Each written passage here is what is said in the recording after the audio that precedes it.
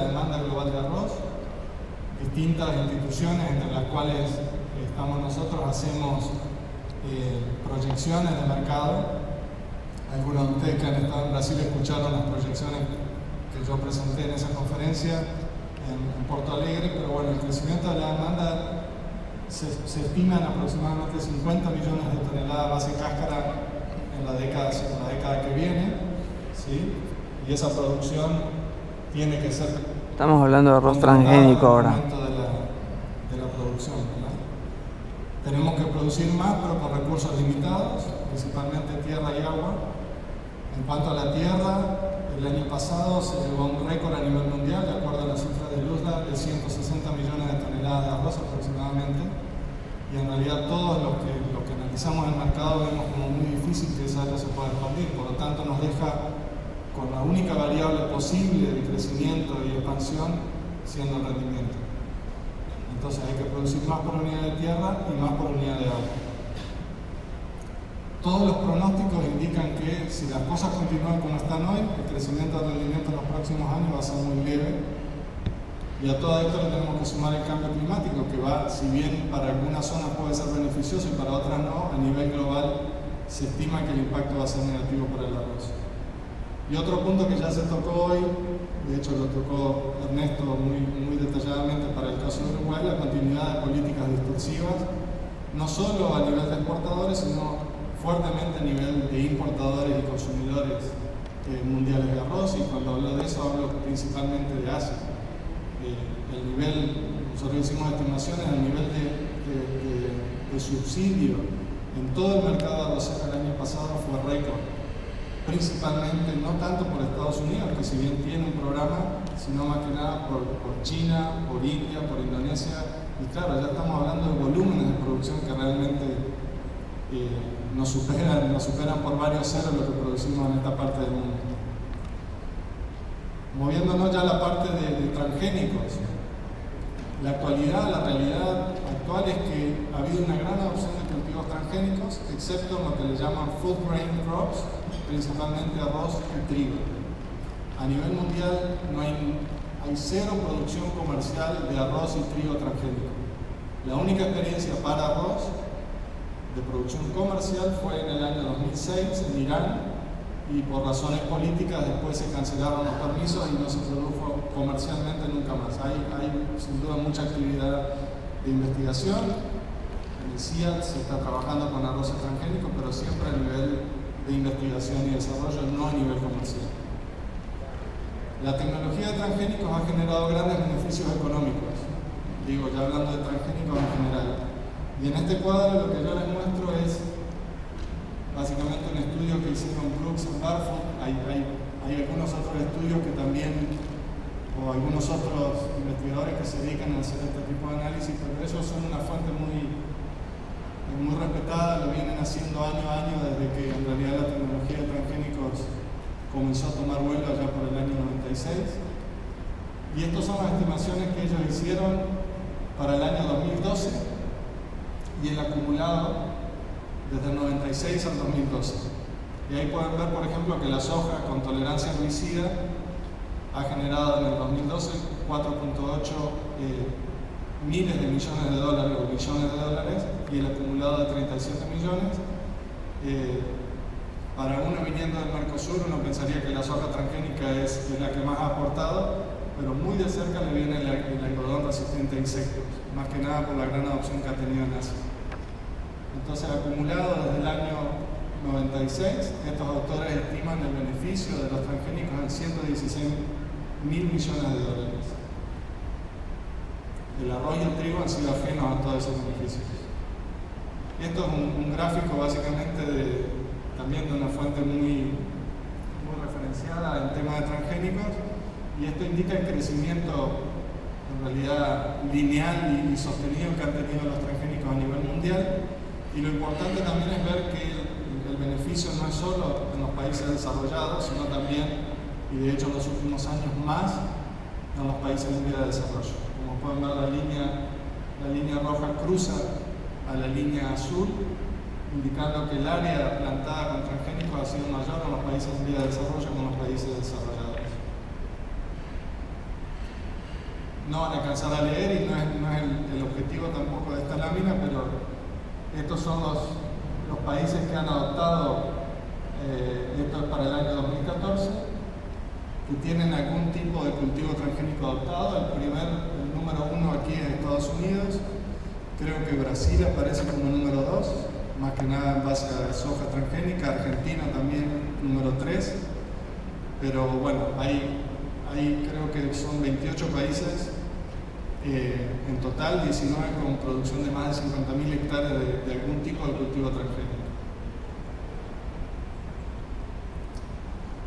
En cuanto a los transgénicos para arroz particularmente, ¿qué es lo que ya se ha desarrollado? Bueno, hay dos eventos de arroces transgénicos con tolerancia herbicida. Uno, el famoso Liberty Link, digo famoso porque esto tuvo consecuencias económicas para Estados Unidos y para países que competían con Estados Unidos, más que nada en el mercado europeo. Hubo un evento de contaminación de un cargo americano y por lo tanto la Unión Europea sancionó fuertemente a Estados Unidos. Hay arroz Roundup Ready, hay arroz BT con resistencia a insectos, que también se espera que tenga un muy buen aporte, más que nada en Asia, donde el sistema intensivo de producción de arroz hace que los problemas de plagas sean mucho mayores. Y arroces con beneficios nutricionales, seguramente todos han escuchado hablar de Golden Rice, que ya hace más de 10 años que ha sido desarrollado y todavía desgraciadamente no encuentra un mercado o las aprobaciones necesarias para ser producido comercialmente. Hay arroces con alto contenido de hierro. Sí.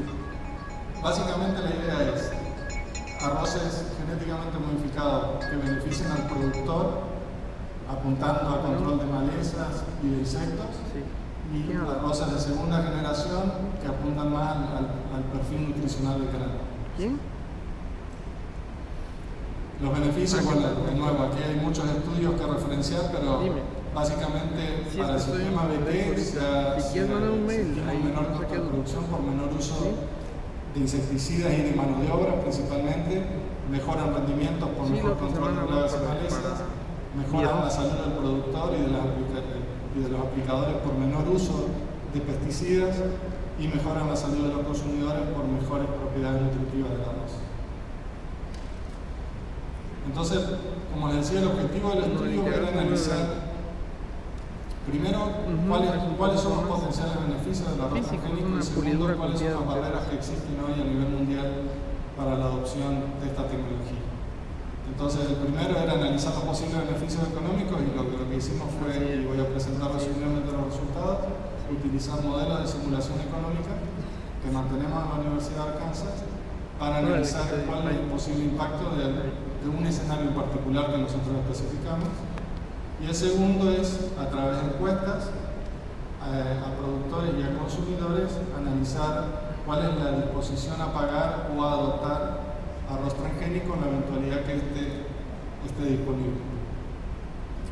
La cobertura geográfica del proyecto, como pueden ver ahí, creo que fueron en total 10 países. Algunos países implicaron solo un estudio cualitativo, básicamente el análisis de la legislación y de las distintas políticas productivas y de consumo que tienen algún tipo de impacto sobre el arroz transgénico.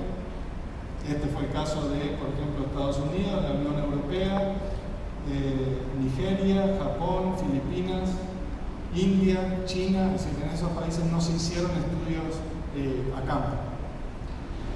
Hubo 5 países donde sí hicimos estudios a campo, y fueron 2 en Latinoamérica, Colombia y Honduras, 2 en África, Ghana y Tanzania, y el quinto fue en Bangladesh, en Asia. Entonces, bueno, el primer objetivo era analizar los beneficios económicos. Para ello utilizamos, como les decía, 2 modelos de simulación. Uno, el modelo global de arroz de la Universidad de Arkansas, que es el primero, AGRM, y el segundo, que le llamamos RiceFlow. Son 2 modelos que manejamos exclusivamente para observar y analizar el mercado arrocero mundial. Los escenarios que después de deliberar especificamos fueron: ¿qué pasaría si hay un 40% de adopción de arroz transgénico en Bangladesh, China, Indonesia, Nigeria y Filipinas.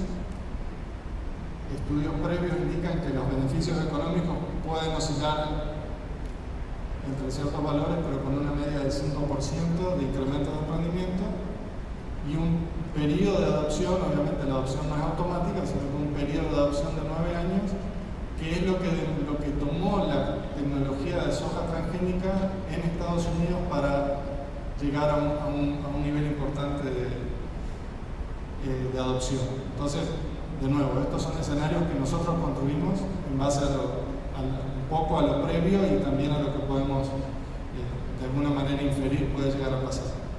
Y el segundo escenario, o mejor dicho, el escenario con el segundo modelo, también un 40% de adopción en los mismos países, la misma ganancia de rendimiento, pero además un ahorro del costo del uso del pesticida y también una adopción de 9 años.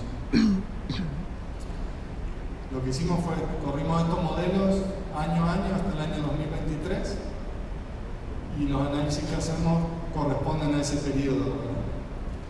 Entonces, básicamente lo que nosotros encontramos es que va a haber un crecimiento marginal de la producción y el consumo. Cuando digo marginal es el escenario con arroz transgénico relativo a lo que nosotros proyectamos va a ser sin el arroz transgénico. No sé si me explico. Es decir, nosotros corremos los modelos tomando en cuenta todos los cambios de política, los cambios en crecimiento poblacional, en crecimiento económico y demás, sin el arroz transgénico, y después a ese mismo escenario le aplicamos la adopción de tecnología y estimamos la diferencia. Ese es el impacto de la tecnología, ¿sí? Entonces las barras azules en realidad son números absolutos e indican los niveles de estas variables en el año 2023.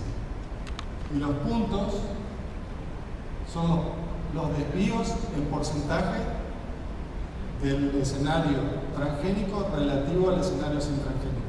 Entonces voy a explicar, por ejemplo, qué pronosticamos nosotros con el precio internacional del arroz.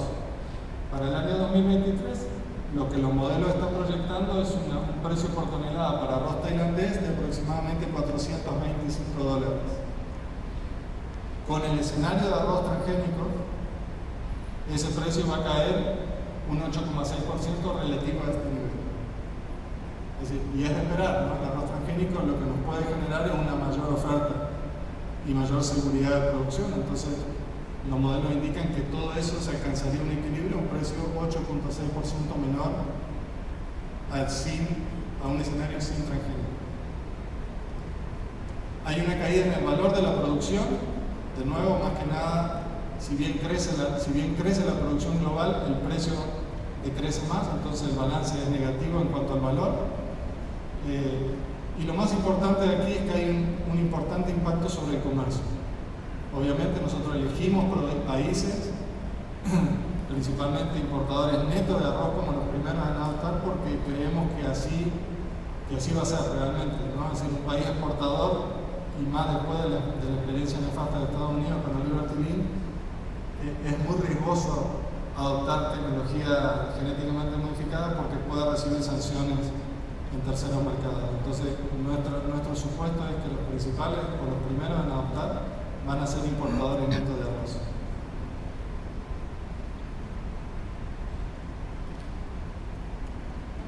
Estos cuadros en realidad parecen sofisticados, pero lo que queremos mostrar es que la adopción de arroz BT, de arroz transgénico, en este caso particular arroz BT, mejora las probabilidades de mayor producción y por lo tanto mayor seguridad alimentaria. Básicamente, esto indica la media de producción, ¿sí? 8,1% aproximadamente, que va a ser levemente superior a la media sin la tecnología de arroz transgénico. Y lo mismo con el consumo, ¿no? Es decir, todas estas tecnologías tienen la posibilidad de mejorar, no solo de hacer crecer la producción, sino de estabilizarla. El mayor impacto prevemos que va a ser en el segmento de arroz largo fino, principalmente ¿por qué? Porque ahí es donde están los mayores desarrollos, primero, y segundo porque el 85% del mercado de reserva mundial se compone de arroz largo fino, el resto aromáticos y medianos y cortos. Entonces, sí, creemos que los desarrolladores de tecnología obviamente van a apuntar al mayor segmento del mercado primario. Y aquí tenemos, como les decía, el principal impacto va a ser sobre el comercio mundial. Y aquí tenemos una radiografía de lo que pasaría con los principales exportadores mundiales de arroz. Para Tailandia, nosotros ponemos a Tailandia que en el año 2023 estamos pronosticando que va a estar exportando cerca de 12 millones de toneladas de arroz. Y aparentemente lo que los modelos nos indican es que Tailandia no sufriría mayores reducciones como consecuencia de la adopción de arroz transgénico. Y básicamente esto está muy dominado por China, ¿no? O sea, China es un país que nosotros lo tenemos como un adoptador y Tailandia no tiene un flujo comercial con China importante. Sí lo tienen Vietnam, sí lo tiene Myanmar. ¿Sí? Por eso ven que, por ejemplo, Myanmar esperamos que tenga una caída significativa en las exportaciones como consecuencia de la adopción de esta tecnología en los países que ya les cité.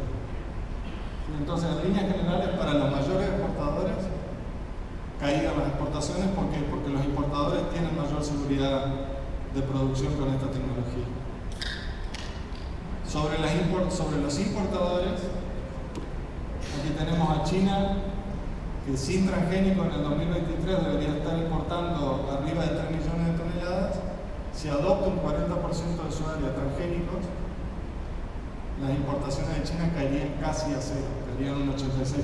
Es decir, China pasaría a ser prácticamente autosostenible con respecto al arroz. Lo mismo pasa en Indonesia, es decir, como ven, todos los países, excepto Nigeria, tienen una caída en la dependencia de las importaciones. Entonces, como conclusiones de esta primera parte, podemos decir que, primero, la adopción de arroz transgénico es más probable en países importadores, de nuevo, porque ellos no sufren o no están expuestos a posibles sanciones comerciales por terceros mercados. Nosotros esperamos que el mayor impacto sea a través de la sustitución de las importaciones. En general va a haber una disminución del valor de la producción porque, como les dije, el impacto sobre el precio es mayor que el impacto sobre el volumen. En general los consumidores se beneficiarán a través de menores precios, principalmente de arroz largo fino. Y el arroz transgénico puede ayudar a mitigar la presión sobre los recursos naturales productivos, básicamente tierra y agua. Como les dije al principio, los pronósticos de posible expansión de tierra para el arroz